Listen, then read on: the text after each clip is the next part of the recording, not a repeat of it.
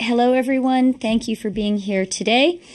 We are all of us going to make a few opening remarks, and then you'll have a chance to ask your questions. Merci à tous et à toutes d'être ici aujourd'hui. Thank you, everyone, I'd like to begin by saying how sad I was to hear that there are now four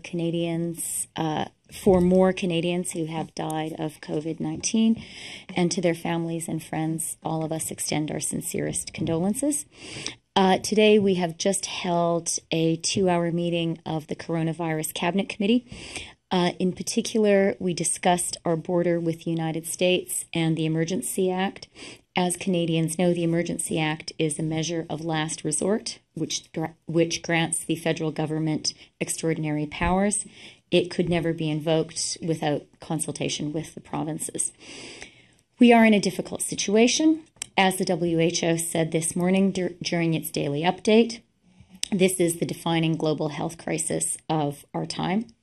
Nous savons que la situation va s'empirer. We know that the situation will get worse before it gets better, and we are adapting to that, and we will continue to evaluate because the situation changes every day and at every hour. Yesterday, the Prime Minister announced new measures that are more stringent to further limit the spread of the pandemic and to protect Canadians. Nous savons que ce sont des mesures these are extraordinary measures and extraordinary circumstances. So that is why these measures are required. We know that our window to flatten the curve of the pandemic in Canada is closing. That's why I'd like to emphasize today how important it is that each one of us takes personal responsibility. Each of us needs to protect ourselves and each other. Yesterday, Dr. Tam encouraged all Canadians to avoid public gatherings of over 50 people. This is extremely important that we respect all of her advice. Delay, cancel, or move any events and stay home. Very important advice to Canadians yesterday. She urged all of us to avoid gatherings of more than 50 people. It's very important for all of us to listen carefully to her. I can assure you our government does. Postpone, cancel, or move your event online, and please stay home. For employers and managers, please find ways for your staff to work from home, if at all possible. Millions of Canadians are already stepping up and changing their behavior in order to keep themselves, their families, and their neighbors safe. The way we will flatten the curve is by practicing social distancing and listening to the excellent advice from Canada's health experts. If you can help a neighbor in need, please do so while maintaining social distance. We all need to work hard to protect the most vulnerable Canadians. Nous devons tous pratiquer l'éloignement social. We must all practice social distancing, and we must all stay at home as much as we can. Une équipe Canada signifie que nous prenons strong Canadian team means that we take care of each other, and we rely on each other. And I'd just like to conclude by offering my deepest thanks to everyone who is on the front lines. Healthcare workers, nurses, doctors, public health officials, researchers, border service officers, airport staff, and the many others who are working so hard around the clock for all of us. Thank you. Merci. Okay, now we will hear from our Minister of Health and Doctors Tam and New. Then we'll hear from our Minister of Heritage. Then we will hear from our Minister of Public Safety and Emergency Preparedness. Then from our Minister of Transport. And last but very much not least, from our le président du Conseil du Trésor, the Treasury Board, and the Vice President of the COVID Cabinet Committee, Jean-Yves Duclos. Minister Haidoo. Well, thank you very much, Deputy Prime Minister. And first of all, I share the Deputy Prime Minister's condolences to the families who have lost someone to COVID-19 and to all the families who are struggling with someone who's ill right now and worried about what that means for the health of their loved one and their family. As we can see from the numbers, and Dr. Tam will talk about that in a moment, we've seen a substantial increase in the number of cases in Canada over the past several days. And when we say the window is closing, this is exactly what we mean. As we see numbers dramatically increase each day, what we're trying now together as a society to do is to flatten the curve of infection. And we also see those numbers indicate that we see an increased level of community transmission. So the flatten the curve message today is really the most important one. The measures that we take today will help us ensure that we can actually reduce the level of community transmissions that are happening across the country. So it's important that people are taking immediate action. You know the changes that we announced yesterday around the border, and I won't repeat those, but I will say that obviously many Canadians who are traveling abroad are very concerned, and this is why we're setting up a program to support those Canadians and help them to return home. The changes that are happening right now are disruptive, and they are fast, and this is a stressful time for everyone. But we do have this opportunity right now to do what needs to be done to ensure the health and safety of all of our citizens and protect our healthcare system to be able to respond to the most critical of cases. And that's why I'm again asking Canadians for their help. It is up to all of us to limit the spread of COVID-19. Continuez à vous laver les mains. Continue to wash your hands. Stay home when you're sick. Keep washing your hands. Stay home, especially when you're sick. And avoid large gatherings, even if you're healthy. Anything over 50 people now is too big. It is St. Patrick's Day today, but we have to practice social distancing even on days that we normally would be celebrating with one another. Don't shake hands. Keep a 2-meter distance from each other. Acting together now will also protect all of our frontline workers, the healthcare providers, the border service agents, our police officers across our country, public health officials who are working so hard to protect us. And I want to thank all of those workers for their extraordinary efforts under such difficult circumstances. But I also want to thank all of the other workers who are keeping our grocery store stocked and the lights on. Thank you so much. We see you, we appreciate you, and we are so grateful as Canadians that you continue to serve your fellow citizens. I'm very impressed to see Canadians coming together this way in a crisis, but I'm not surprised. We see what needs to be done together, and we are doing it with care and respect. This pandemic is no exception. We will get through this hard time together. So my last appeal is make sure that you're kind to one another. Check in with vulnerable people by phone. Think of ways you can help to ensure that we get through this together. There are scared people. There are lonely people. There are frightened people.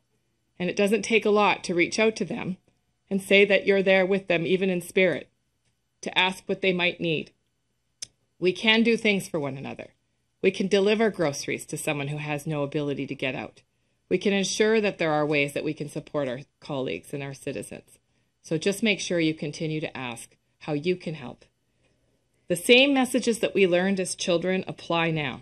Share. Be kind. Ask how you can help. Together, as Canadians, we will get through this. Okay, well, thank you very much, Minister Haitu. We'll now hear from Dr. Tam, please. Thank you, and good afternoon, everyone. Globally, there are now over 180,000 cases of COVID-19 in over 160 countries. As of right now, we have over 440 cases in Canada.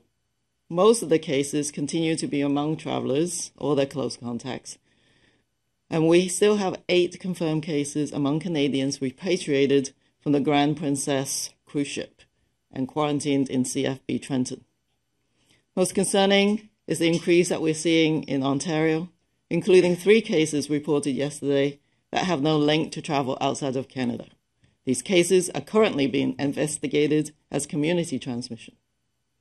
The cluster of cases in a long-term care facility in British Columbia, and now the 1 death reported in Ontario, reminds us of the serious nature of this virus and its impact on high-risk groups. We also have a number of cases in several provinces that are connected to a large dental conference in Vancouver with about 15,000 participants. This again is a reminder of what these large gatherings can do to amplify COVID-19 and why it is so important to practice social distancing to delay the spread. If Canada is to succeed at delaying the outbreak and flattening the epidemic curve, we will all need to bring our best game and Team Canada spirit to bear to protect our country and, most importantly, to protect our vulnerable populations.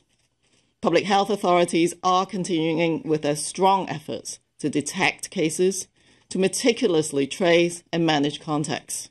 Our provincial and national public health laboratories have tested over 37,000 individuals to date. This allows us to identify cases quickly and interrupt any chains of transmission and slow the spread of COVID-19.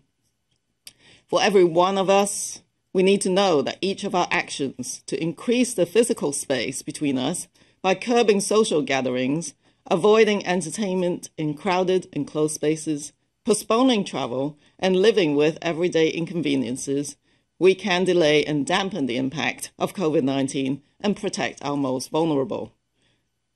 But if the measure of a society is in how it cares for its most vulnerable, I am calling on all of Canada to pull together and flatten this curve. I would like to remind Canadians that there is an ongoing need to continue donating blood. We need blood donors to book and keep their appointments to prevent shortages. Canadian Blood Services has robust cleaning, infection control, and screening practices in place to protect all donors, staff, and volunteers, and as does IMA Quebec. Since this is St. Patrick's Day, I would like to quote a wise Irish colleague and a leader in the COVID-19 international response. Dr. Mike Ryan, director of the World Health Organization Emergencies Program, has said, "Be fast, have no regrets. The virus will always get you if you're not prepared. If you need to be right before you move, you will never win. Speed trumps perfection. The greatest error is not to move." So let's show them how we can move Canada. And this is our chance right here, right now. Thank you. Okay, thank you very much, Dr. Tan. Dr. New. Merci et bonjour à tous.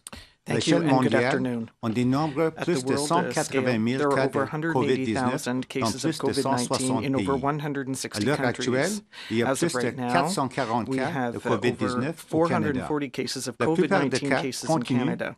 Most of them continue to be among travelers, including 8 confirmed cases among Canadians repatriated from the Grand Princess cruise ship and in quarantine in CFB Trenton. L'augmentation du nombre de cas Most en Ontario est particulièrement préoccupante, avec 3 cas déclarés hier qui ne sont pas liés à un voyage à l'étranger. Ces cas font actuellement l'objet d'une enquête de temps de transmission communautaire. La grappe de cas dans un centre de soins de longue durée de la Colombie-Britannique, où 4 personnes sont décédées de la maladie, nous rappelle la gravité de la situation et les répercussions de ce virus sur les groupes à risque élevé. Il y a aussi maintenant un mort en Ontario. On dénombre aussi un certain nombre de cas dans plusieurs provinces qui sont liés à une importante conférence sur la médecine dentaire en Vancouver, à laquelle ont pris part quelques 15 000 personnes. Cela démontre une fois de plus les effets des grands rassemblements sur l'augmentation des cas de COVID-19 et l'importance de la distanciation sociale pour retarder la propagation. Si le Canada veut réussir à retarder la propagation du virus et aplatir la courbe épidémique, nous nous devons de donner le meilleur de nous-mêmes et de faire front commun afin de protéger notre pays et surtout nos populations vulnérables. Les autorités de santé publique poursuivent leurs efforts soutenus pour détecter les cas de COVID-19, faire une recherche méticuleuse des contacts et les prendre en charge. Nos laboratoires de santé publique provinciaux et nationaux ont réalisé des analyses sur plus de 37 000 personnes. Nous serons ainsi en mesure de détecter les cas et de briser rapidement les chaînes de transmission et de ralentir la propagation de la COVID-19. Pour le bien de tous, nous devons savoir que par chacune de nos actions, pour garder une grande distance entre nous-mêmes et les autres en limitant les rassemblements sociaux, en évitant les lieux de divertissement clos et bondés, en reportant les voyages et en acceptant les désagréments quotidiens, nous pouvons retarder la propagation de la maladie, en atténuer les conséquences et protéger nos populations les plus vulnérables. Si une société est jugée par sa façon de prendre soin des plus vulnérables, on demande à tous les Canadiens et Canadiennes d'unir leurs efforts et d'aplatir la courbe. Avant de conclure, on tient à rappeler aux Canadiens que nous avons toujours besoin de dons de sang. Pour prévenir les pénuries, nous avons besoin que les donneurs de sang continuent de prendre les rendez-vous et qu'ils s'y présentent. La Société canadienne de sang a mis en place des robustes pratiques de nettoyage, de lutte contre les infections et des dépistages pour protéger l'ensemble des donneurs, des employés et des bénévoles. Pour souligner le Saint-Patrick, j'aimerais citer un collègue irlandais, le Dr. Mike Ryan, qui est directeur du programme de gestion des situations d'urgence sanitaire de l'Organisation mondiale de la santé, qui a déclaré « Soyez rapides, n'ayez aucun regret, le virus vous atteindra toujours si vous n'êtes pas préparé. Si vous devez avoir la certitude avant d'agir, vous ne gagnerez jamais. La rapidité est plus importante que la perfection. La plus grande erreur est de ne pas bouger. » Montrons-leur de quoi le Canada est capable. Saisissons l'occasion ici et maintenant. Merci. Merci beaucoup, Dr. Knu. Et merci à vous et à Dr. Tam pour votre Thank you to you and Dr. Tam for your hard work. Maintenant, on va écouter le ministre du patrimoine canadien. Now we're going to hear from the Minister of Canadian Heritage, Stephen Guilbeault. Merci, Madame la Vice-Première ministre. Thank you, Mesdames et Messieurs, bonjour. J'aimerais également offrir mes plus sincères condoléances aux familles proches des friends and family of the Canadian victims today, and to say that I am with all of those who are affected by the spread of this virus. We are fully aware of the decisions of the public health authorities on independent workers, community organizations, and the arts, culture, and sports sector. Nous avons dit que nous allions continuer à prendre des décisions proactivement au fur et à mesure de l'évolution de la situation. C'est ce que nous faisons. Cela implique aussi de la prévention à grande échelle. C'est pourquoi, dès demain, soit le 18 mars et jusqu'au 30 avril prochain, les installations physiques de Parcs Canada seront fermées et Parcs Canada n'admettra plus de visiteurs, suspendra tous les services liés à ses parcs nationaux, sites historiques et aires marines nationales de conservation. Seuls les services essentiels Only de essential recherche, services de sauvetage et regarding d'entretien search and seront rescue maintenus. as well as maintenance will As be of tomorrow, maintained. March 18, and up to April 30th, the physical installation of Parks Canada will no longer be open. Parks Canada will no longer admit visitors and will suspend all services related to its national park, historic sites, and national marine conservation areas. Only essential research, rescue, security services, and maintenance will be maintained. Le Premier ministre l'a dit hier et je le répète aujourd'hui, notre priorité numéro 1 est de protéger la santé et la sécurité des Canadiens et des Canadiennes. Nous nous basons sur des données scientifiques pour le faire. Aucune décision n'est prise à la légère. C'est pour ça, lorsque vous avez un doute, référez-vous aux directives des agences de santé locales ainsi qu'à l'Agence de santé publique du Canada. Ils sont les mieux placés pour vous orienter comme individus, organisations ou entreprises. Je rappelle que la fermeture de Parcs Canada sous la responsabilité d'Environnement Canada s'inscrit dans notre effort conjoint avec les provinces et les municipalités de protéger la santé et la sécurité de nos communautés en privilégiant des mesures de distanciation sociale. Restez à la maison. C'est la meilleure façon de vous protéger vos proches et de protéger les plus vulnérables parmi nous. Ce sont des efforts collectifs et individuels qui sont nécessaires aujourd'hui pour ralentir la propagation du coronavirus. On se restreint momentanément pour préserver notre qualité de vie à long terme et honorer les valeurs sur lesquelles ce pays a été bâti, soit l'entraide et la solidarité. J'en profite également pour remercier les Canadiens et les Canadiennes pour votre rigueur et votre patience. Et merci aussi à ceux qui font preuve de créativité et qui mettent leurs outils gratuitement ou à prix putting modique à their la disposition tools de la population. free of charge or at a Vous very low continuez price à at the faire un service travail of d'éducation qui est très Canada. important. You Notre are reaching culture out to continue à Canadians, and that vivre is en very ligne et sur les important. Our plateformes. culture Merci de faire en continues sorte que to les gens aient accès à live de l'information de online, qualité pour and thank you for pour nous everyone who éclairer sur provides information l'actualité. to enlighten us with D'autres regard to annonces current suivront dans les events. prochains jours. Other announcements will follow in Finally, I would coming like to days. take this opportunity to thank Canadians for your determination and patience. Thank you as well for those who continue to freely offer their creative material to the public and for continuing your very important educational work.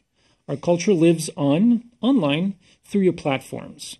Thank you for ensuring that people have access to quality information, which apprises us on the current events. More announcement will follow in the coming days. Merci. Thank you.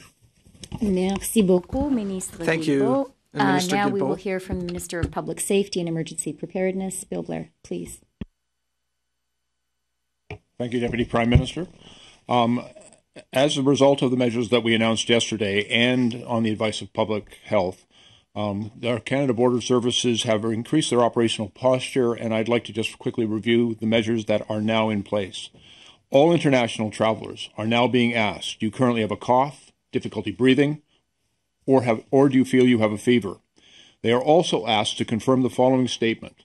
I acknowledge that I've been asked to self-isolate for the next 14 days to prevent the potential spread of COVID-19. There is now an enhanced border officer presence at all major ports of entry to carry out public health screening and outreach, and officers are on the lookout for any traveler who looks sick or who reports that they are feeling symptoms, and they will refer all suspected cases to public health authorities. These measures have not only come into effect for air travelers, but have also been implemented for land, rail, and ferry travelers. Instructional handouts are being provided to all travelers arriving in Canada. The handout advises them to self-isolate at home for 14 days, to monitor themselves for symptoms, and to contact public health authorities should they develop symptoms. In addition, masks are being distributed to high-risk travelers as required, and there's also an increased signage at all of our points of entry, as well as enhanced cleaning and disinfection of high-traffic areas and facilities at our airports. I also would like to take the opportunity to clarify for Canadians. We know that there are very many Canadians, for example, who are presently in the United States and are quickly making their way home. And I want to assure them all, Canadians will always be allowed to return to Canada. And if a Canadian who returns is exhibiting symptoms, and when they present themselves at a land border or port of entry, they will immediately be referred to a Public Health Agency of Canada quarantine officer for examination. But they will, of course, be allowed into the country. And following that assessment, the traveler will either be given a mask and instructed to self-isolate at home, or in the more severe cases, subject to further examination by a quarantine officer. Higher volume land border crossings will have a public health representative on site, while smaller ports of entry will go through examination of symptoms over the phone with public health. We are constantly evaluating the situation, and we will take whatever measures may be proved necessary. We'll continue to work closely with health authorities, border officials, our provincial and territorial partners, and we are in very close contact, working with our international partners to ensure that we do what is best for Canadians. I'd also like to speak, because we've had a number of inquiries about individuals who cross our borders irregularly seeking refugee status. The measures that are currently in place is that those individuals are immediately taken into custody by the RCMP. They are screened thoroughly by our Customs border officers. This process takes about 24 hours, and they are now also being screened for any evidence of symptom and questioned about where they have been.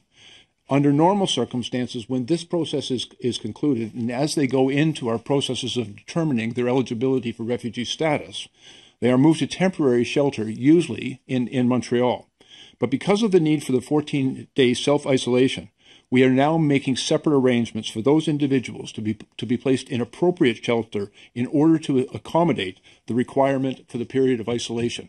We are doing this because we believe it is necessary and in the best interest of keeping all Canadians healthy and safe. Thank you.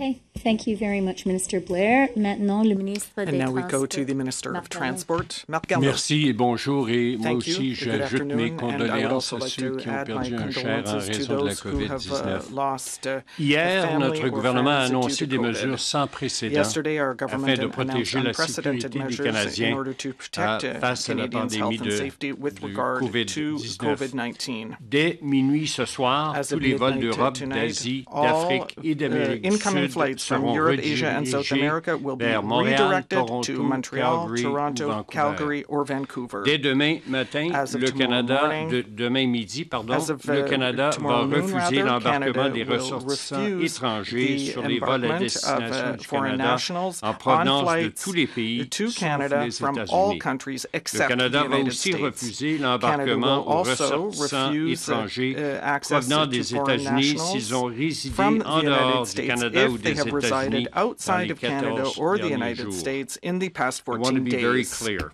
Any passenger exhibiting COVID-19 symptoms, regardless of nationality, will not be allowed to board a flight to Canada. Also, every traveler will need to remain in self-isolation for 14 days if they come to Canada, whether it is by plane or through the land border, and regardless of their nationality. These measures are robust and unprecedented. We are assessing the situation on an hourly basis and taking action as appropriate to protect Canadians. Thank you.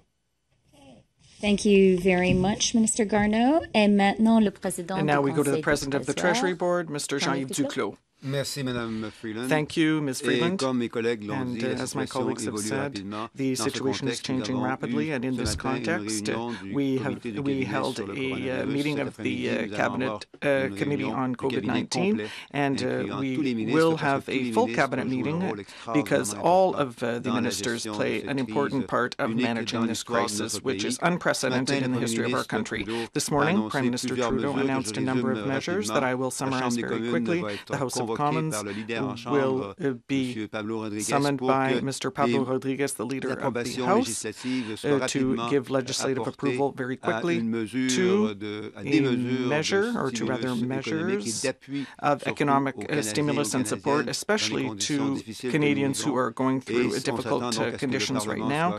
And so Parliament will be reconvened rapidly. We are also considering the use of the Emergency Measures Act.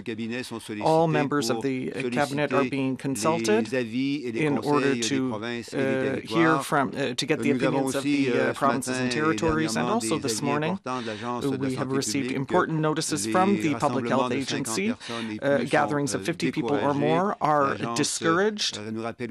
The Public Health Agency also reminds Canadians to not travel abroad unless it is for essential reasons, that all visitors, such as Minister Blair said, regardless of where they come from and regardless of where they go through, must self-isolate for a minimum of 14 days, and we would encourage, and they should not leave their homes unless necessary.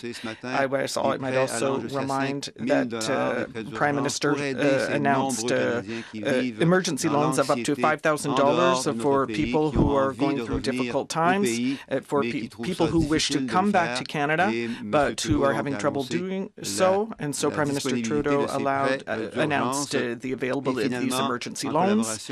And finally, in cooperation with other cabinet ministers, Ms. Freeland and myself will be creating a formal mechanism to work with the provinces and territories in this emergency context. We are also going to work to put in place a mechanism to ensure that all members of Parliament, as well as the opposition members, can quickly have access to the correct information so that they can do the work that is required with their constituents.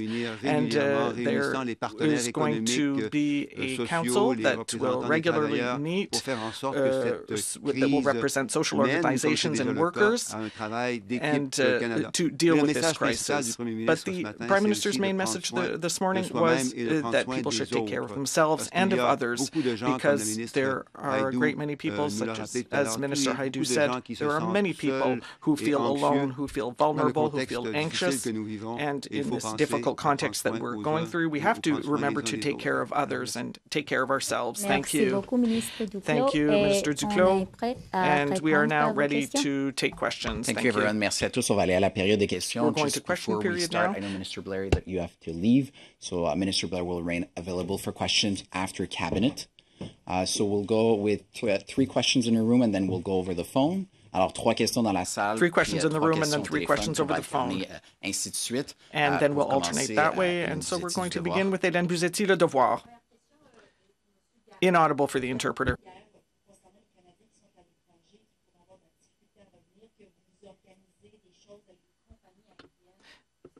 You are organizing things with the airline company.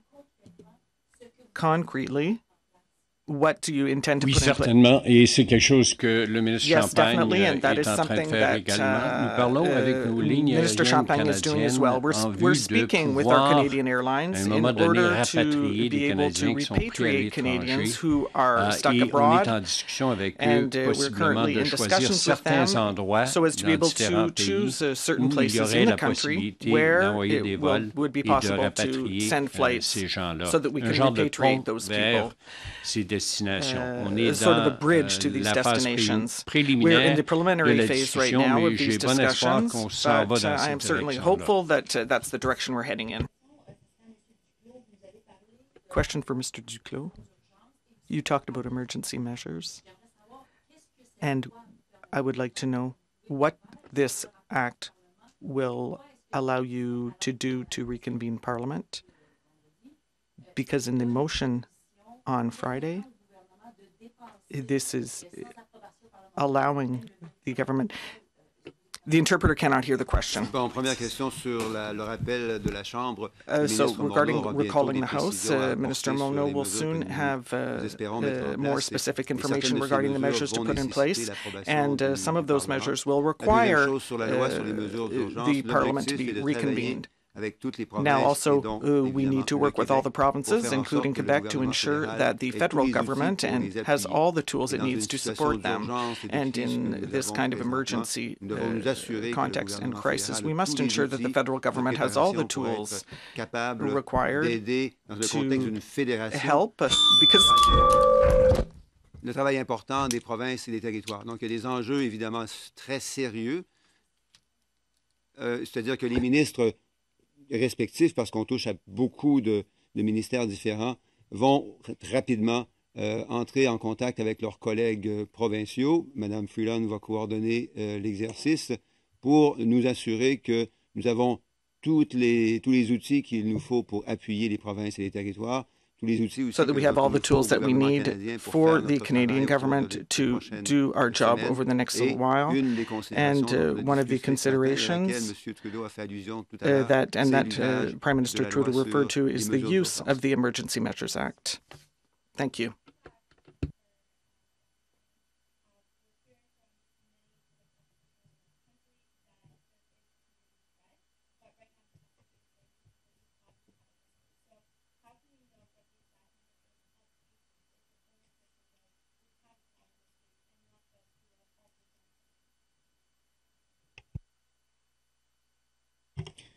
Well, I think there is testing for those with travel history, but also those who have symptoms who are, for example, hospitalized and with pneumonia, for instance. So that's really key, because if you test people who don't have a travel history, that's how you're going to detect community spread. So this is happening. We're hearing from jurisdictions now, whether it's in British Columbia or in Ontario, that they're looking at certain cases that look like they have been acquired in the community. So this is a signal for us that we must do everything that we can now to stop the chains of transmission. So you can't eliminate the possibility of community spread in certain areas. And that is why you're seeing these much increased in public health action to essentially ask everyone to do social distancing. This is the really key way that you're going to interrupt those chains of transmission.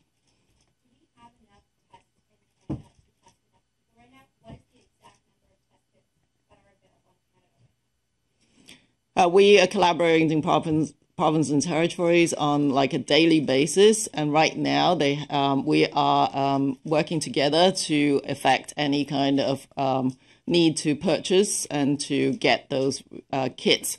So as far as I know, while we are planning certainly to have to focus those test kits on the people who are most likely to have the virus, we are not seeing any major issues from the perspective of being able to detect cases and to be able to detect if we do have community transmission in Canada.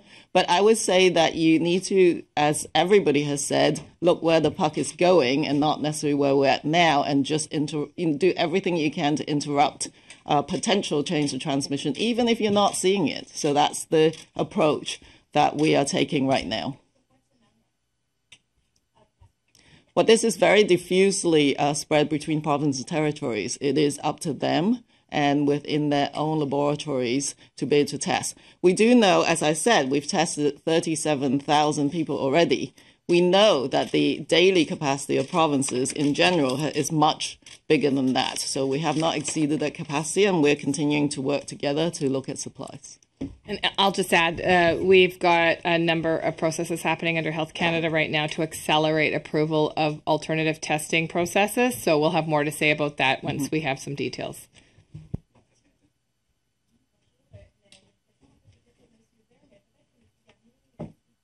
Question inaudible for the interpreter.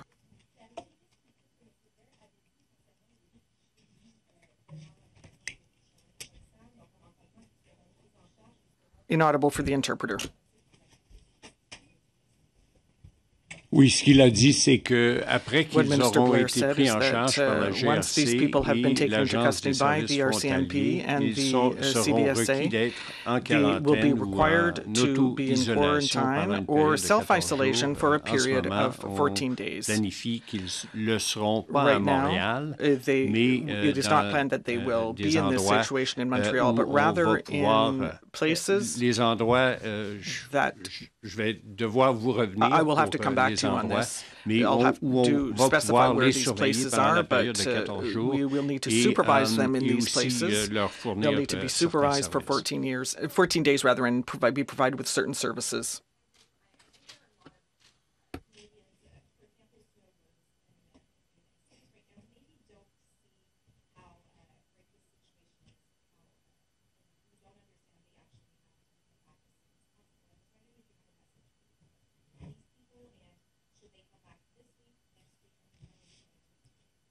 Well, I think Thank you. That's a great question. I think I'll repeat what Dr. Tam and François-Philippe Champagne most recently has said, which is now is the time to come home. I believe the Prime Minister has also said that, and it is irrespective of your circumstance, whether you are a snowbird and you have a semi-permanent residence in Florida, for example, or Arizona or not, it is time to come home. As we can see, and as we've seen since earlier days, this is a very fluid situation and things change rapidly. Also, on top of that, I mean, if people do become ill, it is much better to become ill in your own home country where you know that you have appropriate health coverage in a way that you can be certain as a Canadian.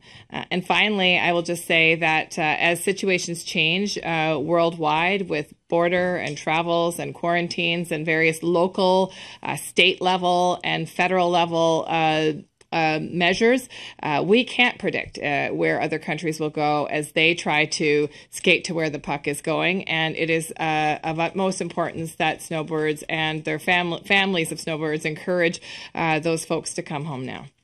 And I do want to be clear, Canadians will always be able to come home. Canadians and permanent residents. Mm-hmm. People need to be clear about that. That's a right we all have. We'll now go over the phone. Operator, opératrice, à vous maintenant. Thank you. Merci. Please press star one at this time if you have a question. N'hésitez pas à appuyer sur le 1 si vous avez une question. Our first question is from Marika Walsh with the Globe and Mail. Please go ahead. La parole est à vous. Hi there. Thank you. I'm wondering if you can speak specifically to the Emergencies Act. What specific powers are you strongly reviewing and why? Thank you. This is Jean-Yves Duclos. Well, I'll provide you with two pieces of advice. The first one is, as the Prime Minister said just this morning, we are considering the use of the Emergency Measure Act, and the objective being that we want to be prepared to assist the important work of provinces and territories. And therefore, in that context, our cabinet ministers are going rapidly to engage with their counterparts to see whether this is an avenue that will make us even more effective in working with them and supporting their important work in the context of this crisis. The second thing is that the Act says basically that we can use that law to either regulate the movement of people, the movement of goods, and restrictions to that movement. And that implies, therefore, possible restrictions on travel, evacuations of people, the provision of essential goods and services in the context of the emergency situation in which we are currently finding ourselves. Yeah. And can you That's please exactly, clarify, Marika, if I could just add one thing, it's Crestia. Yeah. We are very aware that the Emergencies Act is a measure of last resort, which does grant extraordinary powers to the federal government. We began a discussion of it today, and we are also very aware, as Minister Duclos has just explained, that it could never be invoked without consultation with the provinces. And can you please clarify, we're hearing mixed messages, or at least from my understanding, of who can come home. You're saying everybody can come home, but at the same time, you're saying people who are ill or have symptoms can't get on planes. So can you clarify that for everybody? Yes. What the DPM said was that, of course, Minister Blair, all Canadians can come home. And by Canadians, we also include permanent residents, and we also include immediate family members. What the clarification is that if a person is symptomatic, they will not be allowed to come home until their symptoms are treated wherever they happen to be. And that is why we have also announced that there will be some financial help as they get through that difficult period and eventually are able to come home.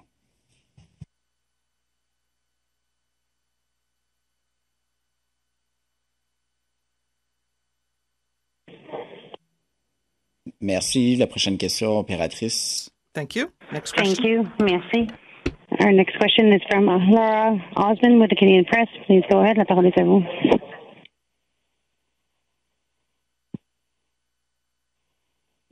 Hi there. Sorry about the delay. We have a number of questions about flattening the curve.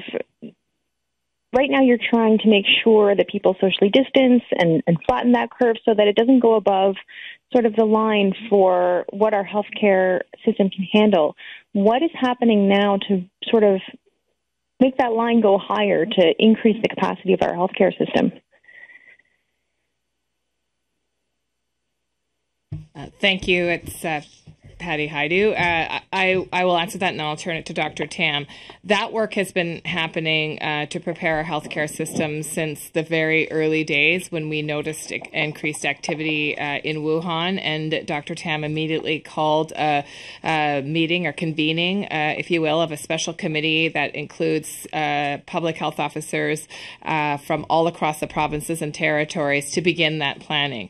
Of course, in the early days, it was very unclear how serious this would become for Canada, but that work began nonetheless because we knew that should we see any kind of outbreak in Canada, and God forbid where we find ourselves now in a full pandemic, that our healthcare system would need to be fortified and that provinces and territories would be need to be taking appropriate steps to do that work. I will also indicate that the committee that Dr. Tam convened is not just comprised of just the Chief Public Health Officers, but there are several other committees that work on very technical aspects of that preparation, including what kinds of equipment, including human resourcing concerns, including a number of other measures.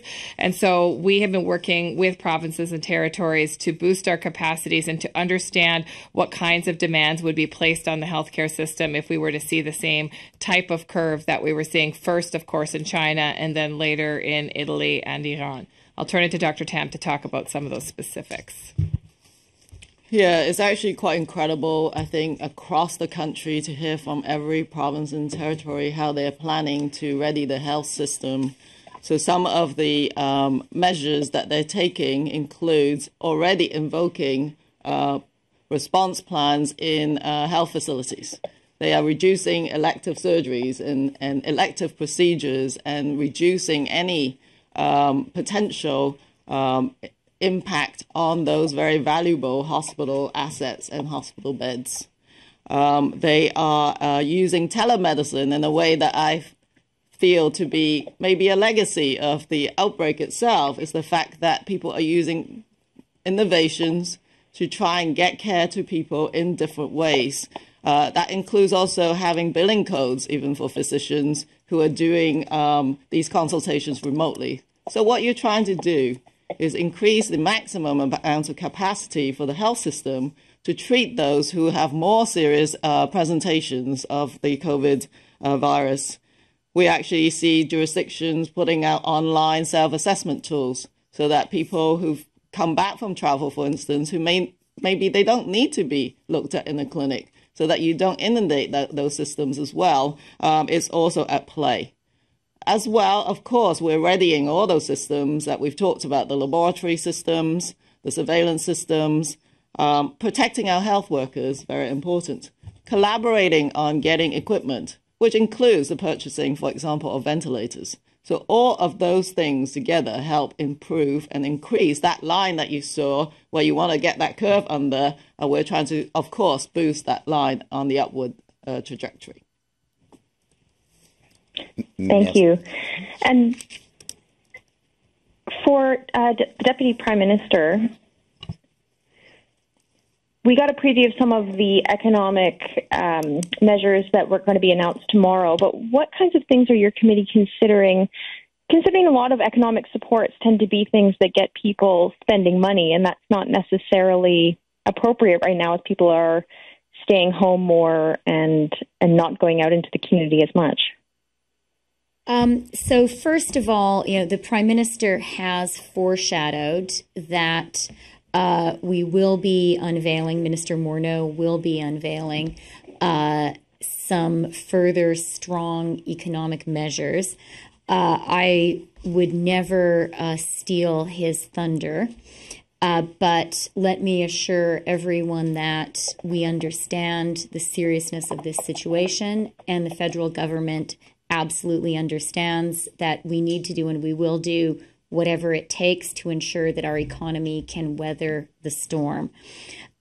This is economically a unique situation because, on one hand, the very important measures we are taking to prevent the health and safety of Canadians simultaneously are leading to a reduction of economic activity.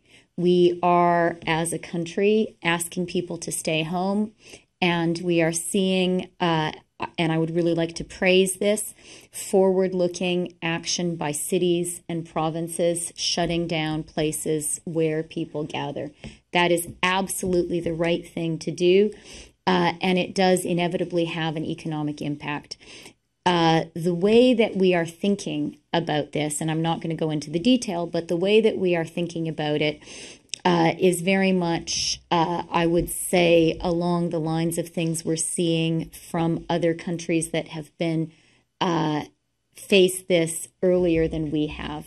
Countries like Singapore, which have focused on what can you do to be sure that this period when we need to socially distance, we need to stay home, economic activity inevitably therefore subsides. How can we take measures to ensure that no damage is done to sectors of the economy, that no damage is done to Canadian businesses, and that individual Canadians are able to continue to get through that, are able to continue to buy their groceries, to pay their rent during this period.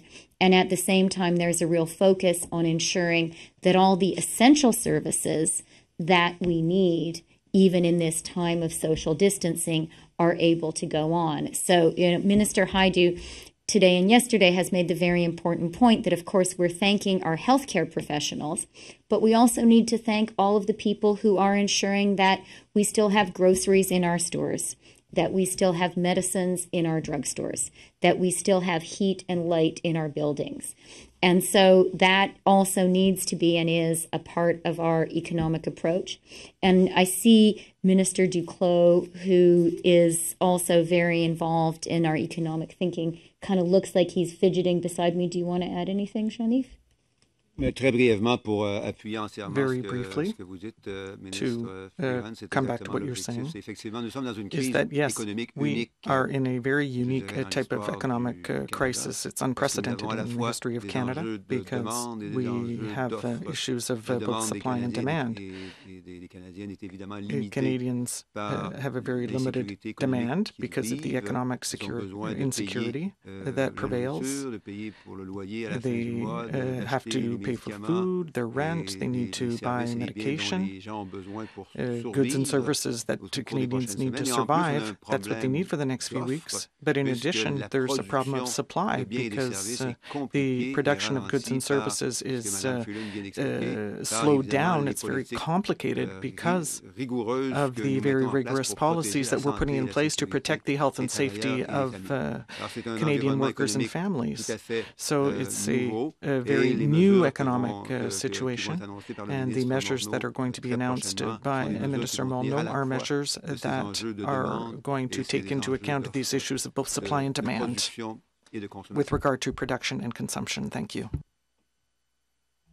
Merci. Dernière question au téléphone. Last question on the telephone. Thank you. Merci. Next question is from Lauren Gardner with Politico. Please go ahead. La parole est à vous. Thanks for taking my question. I'm wondering what sort of financial aid might the Cabinet be considering for transportation carriers in Canada? I'm thinking specifically of Air Canada, Transat, WestJet, and also Via Rail as they see demand plummet. Minister Garneau, maybe you'd like to take that. Thank you. We are certainly in close contact with all of our airlines, particularly those that fly internationally, but also domestically, as well as Via Rail, one of our crown corporations. And we are being made aware of the unprecedented effect that the coronavirus is having on their businesses. The number of reservations on flights, both internationally, transporter, and even domestically, has dropped, I would say, in a almost precipitous manner because of what we are dealing with at the moment. So we are in discussions with them at the moment. I can't give you more specifics, but we realize that this important sector of the economy is bearing a very heavy burden at this point in time. And a quick follow-up on the Emergencies Act discussion. I'm wondering, could you tell us at what point do we need a measure of last resort? How will the federal government know when Canada is at that point? Let me just start by saying, we want to be very clear. We do understand that the Emergencies Act is a measure of last resort. It is a very serious step which grants extraordinary powers to the federal government. We would never introduce it without careful consultation with the provinces.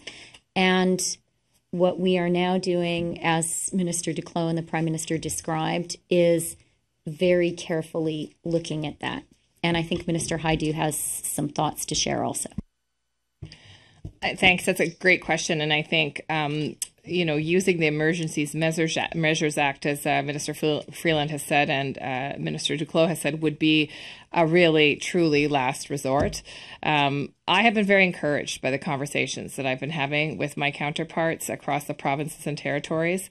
It is clear that provinces and territories are taking the responsibility seriously about their efforts to contain this virus within their own jurisdiction and have had good collaboration at the local level with municipal politicians and municipal leaders. So I think as we examine our own pieces of legislation that we are each responsible for as ministers of the Crown, we will be able to better determine if there are gaps, and there may be other approaches that we can take that lets us avoid using the Emergencies Measures Act. Quite frankly, from my perspective, let's hope we don't have to get to that point. And there is no indication right now that provinces and territories are not willing to collaborate. Everybody understands this is a true national crisis and that we need to work together as leaders of our country, as leaders of our provinces, and leaders of our local governments to do what we need to do to flatten the curve. Thank you. We'll go back to questions from the floor. Radio-Canada. Inaudible for the interpreter.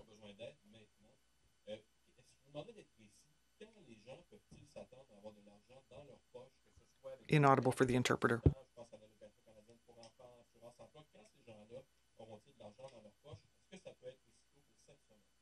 Deux réponses rapidement. La première, very quickly, two answers. The first is last Wednesday, Minister Morneau, you might remember, announced measures of $1 billion. Some of that money was aimed at helping provinces to put in place resources, tools, and the mechanisms required to take care of people's health. The other was to accelerate the production of vaccines and medication, but there were also substantial measures that completely eliminated the waiting period to receive EI sick leave benefits. And that has the potential of helping between 65 and 75% of workers on the labor market in Canada right now. So those are measures that were set up very quickly because we already had the tools to do so. Now what Mr. Morneau is doing in this context where the crisis will last for some time is that very quickly we will know more in the next hours and days. Inaudible for the interpreter. The question is inaudible.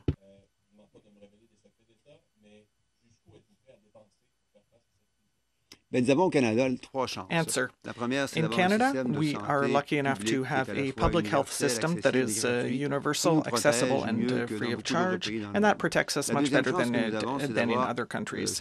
We're also lucky because we have a very robust economy today, one of the best economies in the world, with one of the lowest unemployment rates since 1976.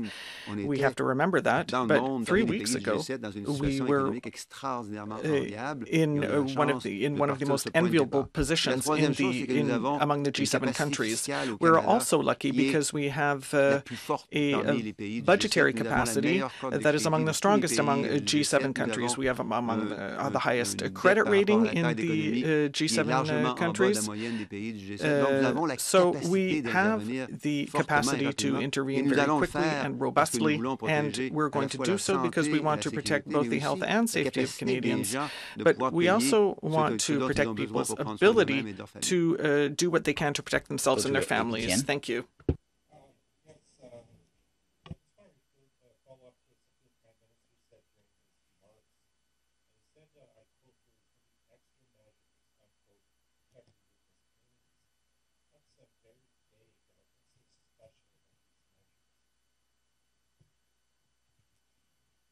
Well, I'll start.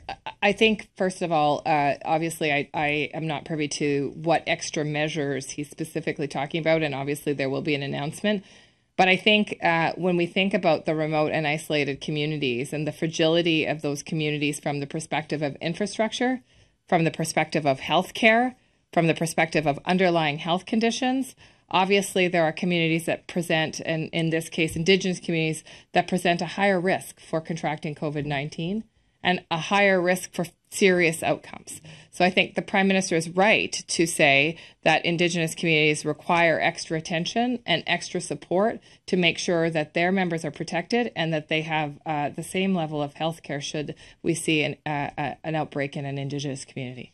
Yeah. And Just add, some of the measures we've taken already, of course, have been valuable and important for all Canadians, but were taken with a knowledge that they have particular relevance for Indigenous communities. So Minister Garneau's cruise ship ban announcement, particularly valuable for our northern communities, which could have been, had we not taken that action, particularly exposed. The measures the Prime Minister announced yesterday with regard to non-Canadians traveling to Canada, that is a particular area of exposure for remote and northern communities, which are conscious of their healthcare resources and of their often very confined living conditions. So they're very concerned, and quite rightly, that if the coronavirus were to get into one of these communities, managing it would be very, very difficult. So in the measures we've taken already, we have absolutely been thoughtful about and listening to what we are hearing from the Indigenous and Northern communities. Mark Miller is a member of the Coronavirus Cabinet Committee, and as Minister Hajdu said, and as the Prime Minister said, there will be additional specific measures announced very soon.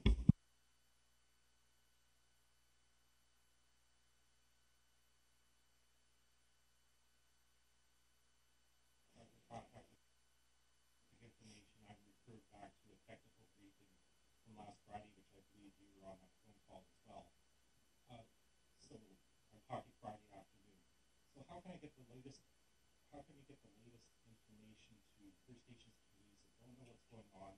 They may be thinking of taking things into their own hands. I've heard that the Southern Chiefs Organization, the Southern National, represents 34 First Nations, has declared its own state of emergency. Well, Minister Miller was with us in our Coronavirus Cabinet Committee meeting just before this. He will, the idea behind these daily briefings is ministers who have particular announcements to make will be here. That's why we have Minister Guilbeault with us today to talk about parks. So you will be seeing Minister Miller when he has the specific measures to announce. And he did today share with the members of the committee what is happening in specific communities. I do also want to say, as we've heard from Dr. Tam, Dr. New, Minister Hajdu, we are seeing across the country, whether it is cities or provinces or specific Indigenous communities, Canadians acting and taking the right measures and the right actions for those communities. That is the right thing to do, and we applaud and support it. Premier Ford phoned me this morning before announcing Ontario's emergency decision. And that's what we need to do. We all need to be acting and taking the right measures in our own communities, and that very much includes Indigenous communities. At the same time, the federal government is here to lead and to provide the necessary resources, and we're going to do that too. Global news for next question.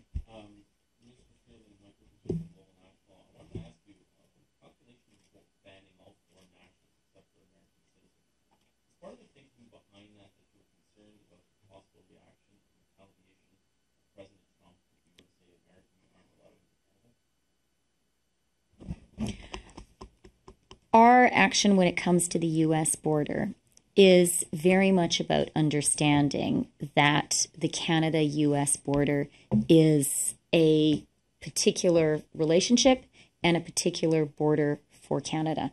Nearly 200,000 people cross that border every day, and that border and that traffic that goes across that border is literally a lifeline for both the Canadians and the Americans on both sides of that border.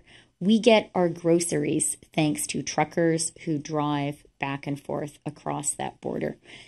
Very urgently needed medical supplies and medicines go back and forth across that border.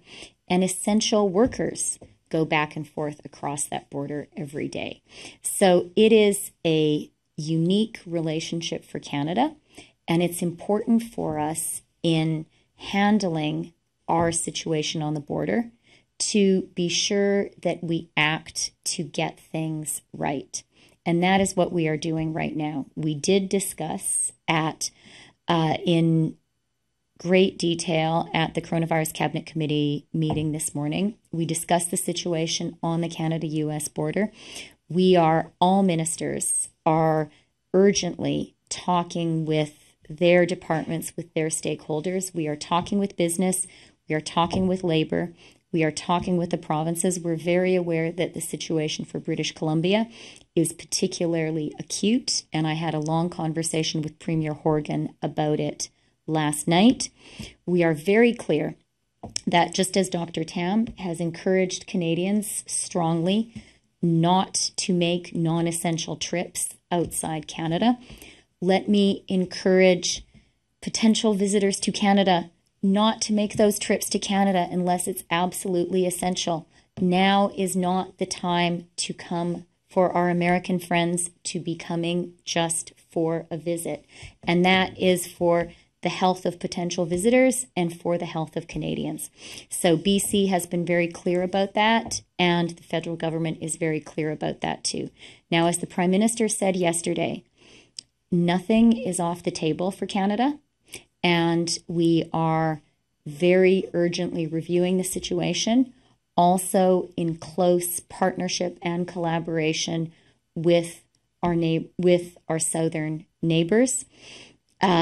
Minister Blair had a conversation yesterday with his counterpart, the Secretary of Homeland Security. So these are ongoing and urgent conversations. Particular care needs to be taken just because that border is a lifeline. And we do want to be very clear today to strongly discourage all non-essential travel in both directions across that border. Given the situation that our continent is in, it just doesn't make sense. Maybe if I can just add, Deputy Prime Minister, as a member of Parliament who's close to a border with the United States, when we say non-essential travel, that means including crossing the border to buy cigarettes or alcohol, to pick up packages that are delivered to the United States, to do grocery shopping in the United States because the prices may or may not be lower, or you need to find specific items that are not available in Canada. These would be considered non-essential trips. And it's very important that people understand when we are saying non-essential trips, that are sometimes things that people have taken for granted on a border town for a very long time.